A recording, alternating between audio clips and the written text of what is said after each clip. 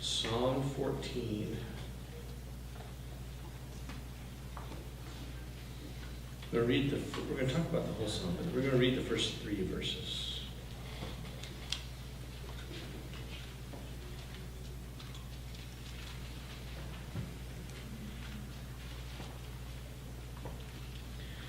Only fools say in their hearts, there is no God.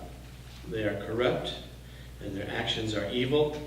Not one of them does good. The Lord looks down from heaven on the entire human race. He looks to see if anyone is truly wise, if anyone seeks God. But no, all have turned away. All have become corrupt. No one does good, not a single one.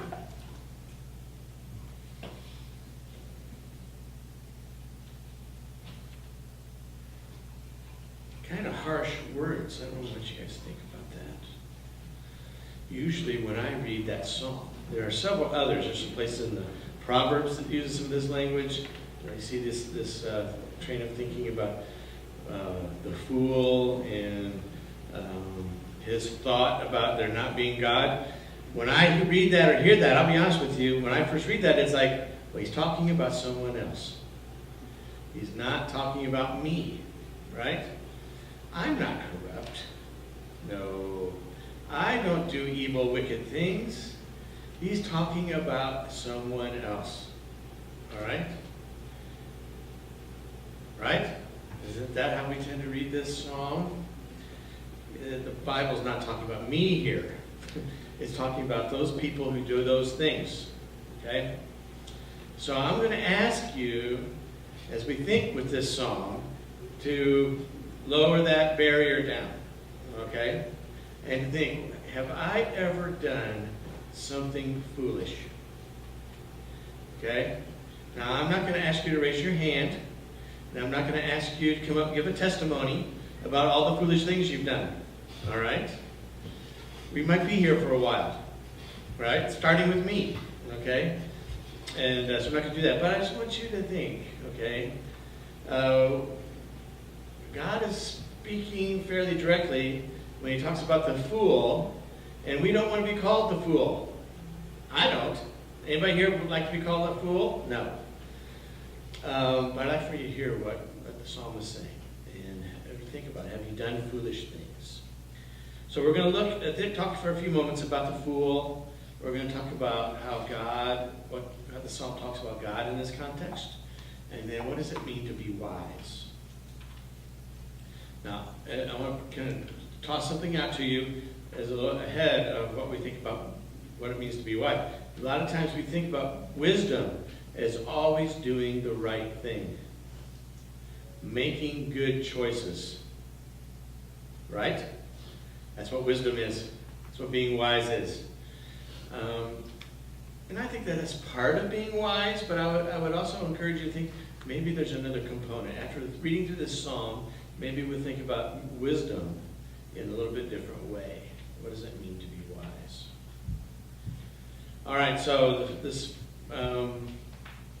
beginning of the psalm talks about the foolish in very, very stark terms.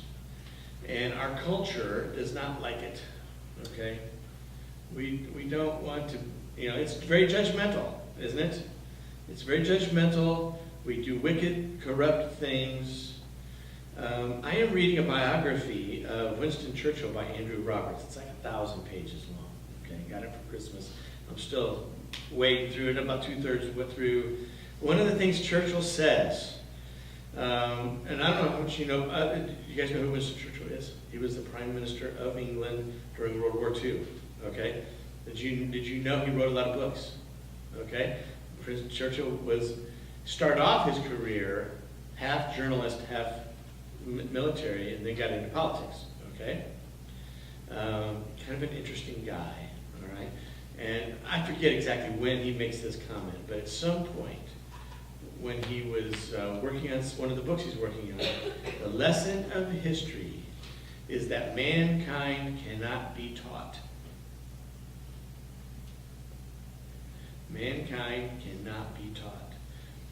When you look at what's going on, and there's just, I don't care which one, CNN, MSNBC, Fox News, your favorite news site on the internets, interwebs, okay? Wherever you go, if you go, hopefully sometimes you guys do look at the news, follow the stories of what's going on. Is there, if Ecclesiastes says there's nothing new under the sun, is there anything new happening right now that hasn't been happening in terms of wickedness and foolishness and evil and corruption? We are making the same mistakes. Generation after generation after generation. So as a race, as humanity, we tend to do stupid things and make foolish mistakes. And we don't listen, and we don't learn from just even looking at history. How do we learn from what's happened in the past? Okay. And then there's us as individuals. Do I learn? Do I learn from my own mistakes? Do I learn from what my father did? Do I learn from my neighbors? Do I learn? And sometimes yes, sometimes no. One of my favorite questions to ask is, have we learned when something doesn't go right, whether it's here or at home or at church, in a meeting, and things aren't going the way we thought they would, have we learned anything from this? And too often the answer is no. We haven't learned anything, and we're at some point we're going to do this again, right? I wish I could say it was otherwise, but I think it's very true. We can be very foolish. All right, so here the picture is in verse 1. The fool says in his heart, there is no God. Now this is written in a context of the Israelite people who were the covenant people chosen by God to be his people, people who went to the temple, they offered sacrifice, they were bound together by this covenant between God and his people that we read about in Exodus with Moses officiating, all right? I will be their God, they will be my people. In that context, the fool says quietly to himself, there is no God. If I do this over here, no one will ever know. Okay? That's what he's saying to himself. It's a perspective of atheism that is linked to immorality. Okay? Now, when I use the word immorality, there's just 2 or 3 things that usually jump to our mind, right? Sex, drunkenness, maybe broken relationships. What's immoral? Greed, stealing, murder. There's a handful of things. But here, immorality is a broad category. It's anything that would go against God's wisdom, instruction, Torah. Okay? So, I can fudge over here. No one will know. Right? I'll just quietly, I'll put my thumb on the scale. I'm the butcher, right? I'll put my thumb. No one will know. I'll charge him a little bit more for that half pound of steak and whatever, okay? And so, but no one, that's the basic perspective of the fool. Okay? Now, so we tend to think of atheism as a very philosophical, kind of abstract atheism. Richard Dawkins, people like that. Okay? But this kind of atheism is a very practical, day-to-day atheism. It's the atheism that says, I don't see God, God doesn't see me, I can get away with doing this. I'll do what I want. Okay? People call this practical atheism or pragmatic atheism. Okay? It's the same kind of thing, right? When your mom or your dad had a rule. And well, as long as mom doesn't know that I've broken the rule, I'm okay, I'm good. It's not until she finds out, right, that I'm really in trouble. But what the psalmist is saying, as soon as you say that, as As soon as I say that and then act contrary to what God wants me to do, I am in trouble. Okay? I am not righteous. I am not wise. Okay? The best way of describing whether we are wise or righteous is what we do when we think no one is watching. What do we do when we think no one is watching? You're in your dorm room. No one's there. Or you're on campus. Mom and Dad don't know what you're doing. Those people at church who think I'm so following Jesus and going to church, they don't know what I'm doing, right? And actually, here's what I see happening with a lot of people like that, right? They grew up going to church. Now, you all are here in this room, so you don't do this, but some people do this, right? And they go to church when they go home. And they think, oh, look, Susie goes to church when she comes home. She loves the Lord. But what they don't know is how she's living when she's on campus, day after day, week after week. She might go to church 2 or 3 times a year when she goes home to visit, but during the week, she's living as if God doesn't exist.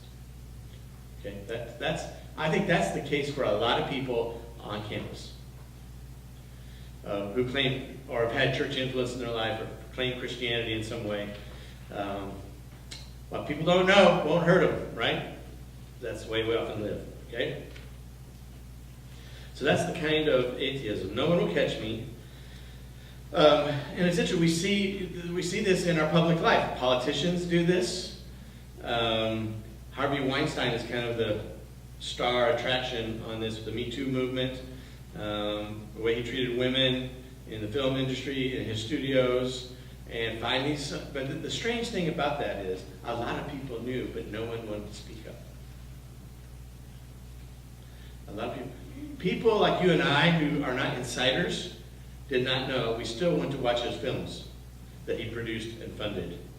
We didn't know what he was doing, how he's treating people. But people who were inside, as I read this story, they knew. They knew, but they kept it a secret. They colluded with Harvey Weinstein. It was like an open secret. No one just wanted to talk. Finally, somebody had the courage to say something, and then several somebodies, and now he's facing legal jeopardy. Okay, we see that same story. I can do what I want. I can treat women this way. I can treat the poor this way. I can do business this way. As long as nobody reports me, I can get away with it. It happens on campus. Faculty members who don't treat students with respect and dignity. Okay? And students just keep their mouths shut. That happens. And until somebody says something, no one wants, there's a couple people we don't want to be, right? We don't want to be the fool. We also don't want to be the snitch. Right? Do I want to be the guy who went to the dean's office and caused a bunch of trouble?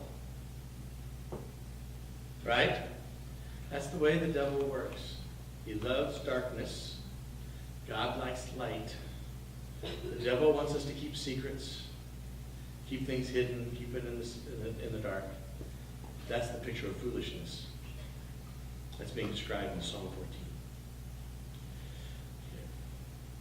So when we think about people, politicians who are in the news, or business people, or people like Harvey Weinstein, it's kind of a big deal, right? Everybody knows, and at some point it gets in, if your picture's on CNN, and that's not a good day, right? And being reported this kind of stuff. But we tend to be afflicted with this on more ordinary, everyday things. Do we gossip about our friends? Do we cheat on that assignment or test? Do we watch porn on our computer in the room when no one's watching? We do those kinds of things, right? We're not robbing banks or, undermining the housing industry in the 2008 financial crisis, or, what we think of as real big sins, right? But those big sins happen because of everyday little sins that move towards that, okay? Now, as we think about this, in my view, this is one of the reasons why we need the church. Okay? being part of the church. And what I mean by church is not obviously a denomination, organization, a structure. It's just being part of God's people, where we come together for worship and service and prayer and Bible study. And basically it's about being known. Okay? You walk through those doors, you come into this room for a worship service, and next thing you know, you're like, oh, that person over there, they're in my finance class. Okay? And now they're going to see me during the week. And maybe I should act a little better. Right? Maybe I should act like on Thursday at class, like the person I want to be on Sunday morning. Right? So that brings some sunshine into our lives when we're visible and people know. Same thing, right? In the hall, you're getting up, you're getting ready, you're going to where are you going? Bible study, going to the prayer meeting. I'm going to the service project with the church, going to worship. People all of a sudden they start to know.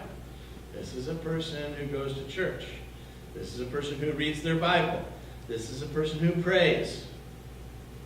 And next thing you know, you're visible. Now, some people don't like that scrutiny. I don't want people thinking, oh, we can't talk that way around Mary. Right? Can't people know, right? Actually, I think we should look at that as a good thing. That visibility, that being public in our faith. People know who we are, what we stand for. Okay? Because it helps us be accountable. Okay? Now, just to give you an example of how this works for me, I was on staff at a church in Anderson, and I've been on staff at this place 30 years now, okay? Something like that, okay? So, when I go to the grocery store, when I go shopping, there's a pretty good chance that I'm going to run into somebody who knows me, because I've been around. I have a visible presence in Anderson and Muncie. And I know sometimes, particularly in Anderson, I live in Anderson, go to church in Anderson, people know who I am, who I don't know who they are. And I'll walk into the grocery store, or walk into Kohl's or whatever. He goes, hi Mark, how you doing? How's Lynn? Who are you? Okay. You look down at your shopping basket, right? What do I have here? Okay, am I buying something that I might have to explain? So I'm okay. It's cereal and bananas. Okay. But that's a good thing. You walk into the store and people know who you are. You're known. You're visible. That's a good thing. All right? That's one of the things that helps us not make foolish decisions. Okay? There are a certain group of decisions that I would not want to make and get caught, because I wouldn't want to have to face my wife and my children. You did what? No, I don't want to have to go home and tell that story. Okay? That's good. Those relationships are good for us. They hold us accountable, whether it's in our family or the church family. Okay? That's why it's important that we know each other and that we care for each other. Okay? How is God described in Psalm 14, verses 2 and 3? God is looking. God is looking. He's looking at you right now. Every day, Natalie. He knows what you're doing. Okay? Every day. Every day he looks and knows what you're doing. Okay? Now, does that comfort you? Does that scare you? Do you feel like judged? Or do you feel hope? Comfort? How does that look? Now, I think it means both, actually. So the song says, God is looking out on mankind. He sees us, and he sees that we just do foolish, stupid things day after day, person after person. And no one is wise, no one is righteous, or we all do what's wrong. Okay? So there's judgment. We stand under God's judgment. Paul talks about this in Romans' first 3 chapters. Everybody, Jew, Gentile. Gentile means everybody who's not a Jew. So Jew and Gentile means everybody stands under God's judgment. In Romans 1, 2, and 3. Okay. So we're all treated the same. Mark doesn't get. I don't get a special dispensation because I went to Bible school and seminary. Okay, well, Mark can do these things. No, that's not the way it works. Actually, I get more scrutiny. All right, more accountability. Okay. So God judges us. He judges all of us. Okay. We don't like that. We don't like being judged. And we don't like being held accountable. So when we talk to somebody who doesn't follow God, follow Christ, and we have a chance to talk about our faith, it's okay. That issue of being judged and feeling judged is going to be part of the conversation at some point. It's all right. Don't worry about it. Don't worry about it. Matter of fact, you should just own it. Just say, you know what? I've done a lot of dumb things that I'm being judged by God for. I think that's part of our problem. So we're so worried about talking about it, we make it sound like we don't think we've ever been judged. We're never the fool. We got it right all the time. We're in God's, we're in the church. We're on God's team. He's lucky to have us. We talk that way. We wouldn't, if you push, we wouldn't say that. But sometimes we think that way. We act that way. We sound that way to people who are outside the church. And remember, people who have not come to terms with their sin and their foolishness, haven't said yes to Jesus, are sensitive to this. We need just to remember to be gentle, be compassionate and patient as we have conversations with them. Okay? The second part of this, the fact that God is looking at us, gives us hope. If God is still looking at us, what does that mean He has not done? He hasn't said fire and brimstone on a lot of you. I'm just tired of this. He did that once with Noah, right? The story of Noah says He sent a flood and washed the earth of humankind, except for He started over with Noah. But then He made a promise He wasn't going to do that again. God has not given up on you. He's not given up on us. He's not given up on me. He is still looking. He wants to see, does Mary recognize me and search after me? He's looking, hopefully, to find that we do. He's not just looking to say, I can't wait to judge Robert. Okay? He's looking to see if we will say yes to Him. Will we search His Word and listen to what He has to say? So to me, when I read this part of Psalm 14, it's a note of hope. Not just judgment. God is still looking. He hasn't given up on me. Any moment, the reality is God is all-powerful. He could squash me.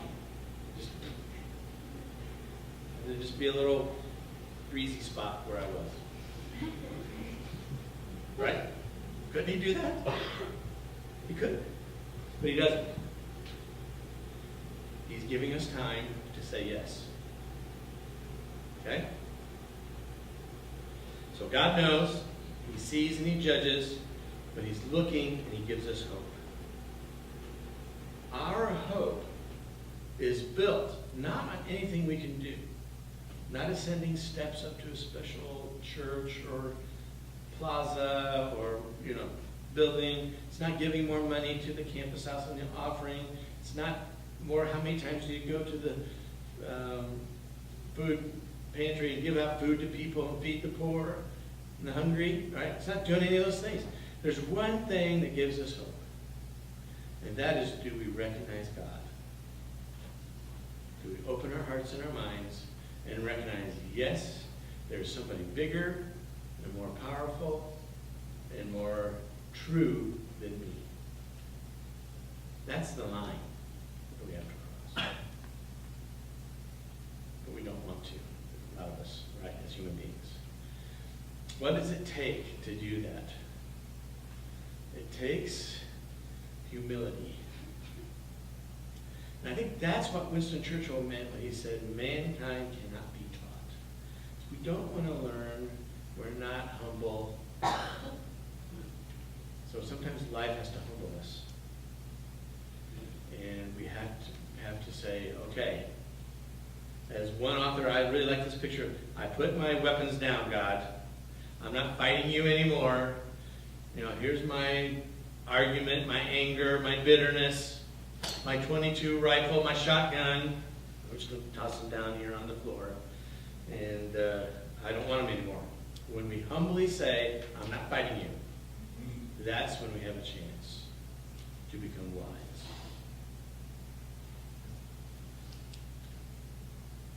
The wise in Psalm 14 are those who recognize God, recognize their folly, and they pursue obedience. Now that's a heart issue. That's where we get to our heart that says, I'm going to be soft towards God, and I'm not going to stand there and say, who are you to judge me, God? I'm going to fight you to the end. It's when we say, okay, God.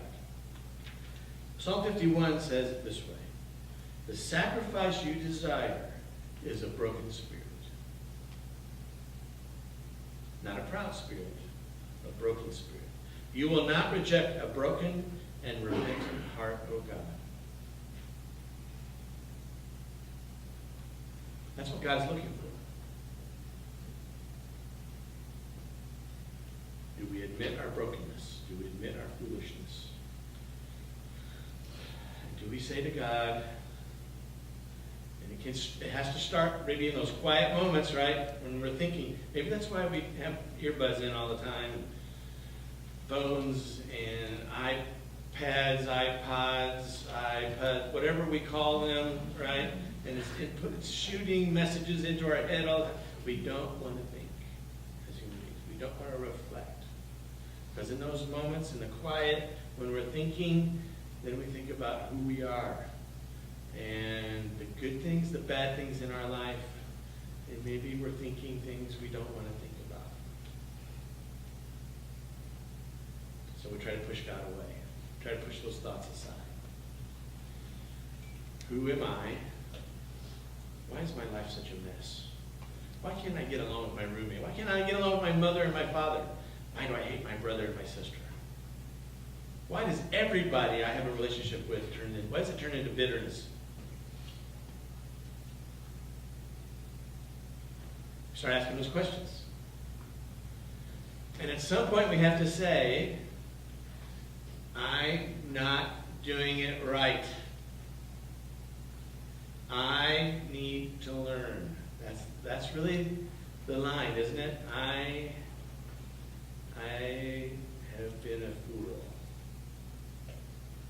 Thinking I can do this on my own without God.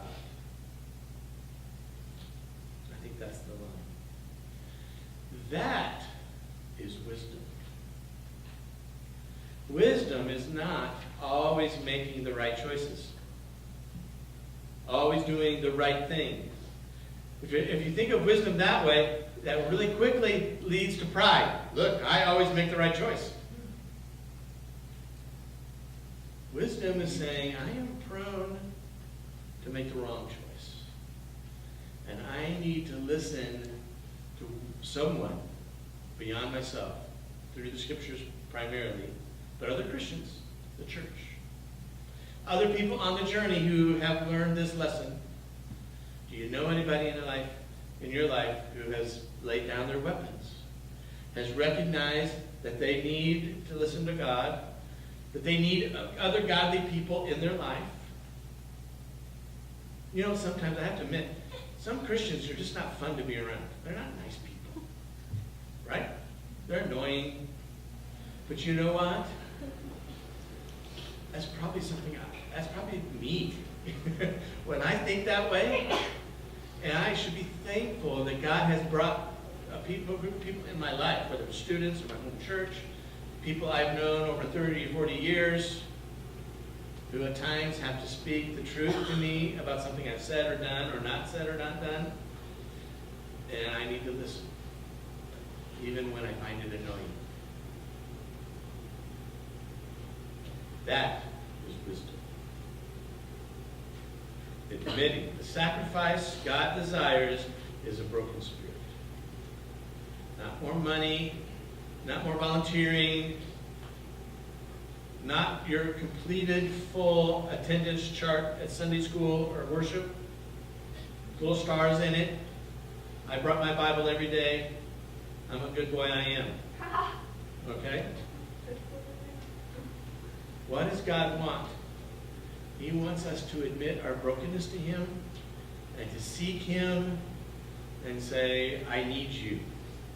I need your Spirit. I need your Word. I need Jesus. I need your people. And be committed to that. There's an interesting passage in Matthew chapter 8. I'm going to close it. Matthew 8, verses 10 through 12. Jesus has started his public ministry and he's meeting different people. Somebody comes to him and asks for healing for his son. It's either son or a servant. When Jesus heard this, verse 10 of Matthew 8, when Jesus heard this, he was amazed. Turning to those who were following him, he said, I tell you the truth. This is a person who said to him, you don't need to come to my house. You don't need to come in person and lay hands on this sick servant. Just say the word. I know you're a person of authority. You have the authority. You say the word, the healing will take place. Okay? That's the backstory to this. But I want you to notice what Jesus said. I tell you the truth. I haven't seen faith like this in all Israel. The person who said that is not an Israelite. No. And I tell you this, that many Gentiles will come from all over the world. A Gentile is someone who is not a Jew, not an Israelite. Most of us in this room are probably Gentiles. Nations and nationalities who were not by birth Jewish. Come from all over the world, from east and west, and sit down with Abraham, Isaac, and Jacob at the feast in the kingdom. I like that picture. At the feast in the kingdom of heaven. The pitch-in dinner. But many Israelites, those for whom the kingdom was prepared, will be thrown into outer darkness, where there will be weeping and gnashing of teeth. Notice there's both hope in that statement and there's judgment in that statement. But what does Jesus say? What does he say here? I haven't seen faith like this in all of Israel. I think Jesus was walking through Israel, looking, watching, searching for people who wanted to know God. Do you have faith? I think it was the underlying question that Jesus had with every person he met. It didn't matter if it was a prostitute, tax collector, a fisherman, a Pharisee, a scribe. Do you have a broken spirit? Do you have faith in God? That's what Jesus wants to know. Jesus is the risen Lord. Has the name above all names, King of kings. He does not need your service. Now he wants it. He asked for it. But he doesn't need it. Anything that we can do, he can do better. Right? What he wants is our heart. A broken spirit submitted to him, where we lay down our weapons, open up our hearts, and we allow him to speak and to lead and to guide so that we can become more like him. That's what he's looking for. He's still looking today. He's not walking the earth as Jesus of Nazareth. He's walking the earth as Yah, the body of Christ, on Ball State's campus. People who are there, are you submitting your life as an offering to God so that he can bring others into the kingdom through your friendship with you? That's what Jesus is doing. He wants to know, do you have faith? Do you recognize God? Are you willing to follow him? Psalm 95. Last thing I want to read. Psalm 95. I better put these on. Otherwise, it would come out all garbled. Who knows what would come out? Psalm 95, the first 7 verses.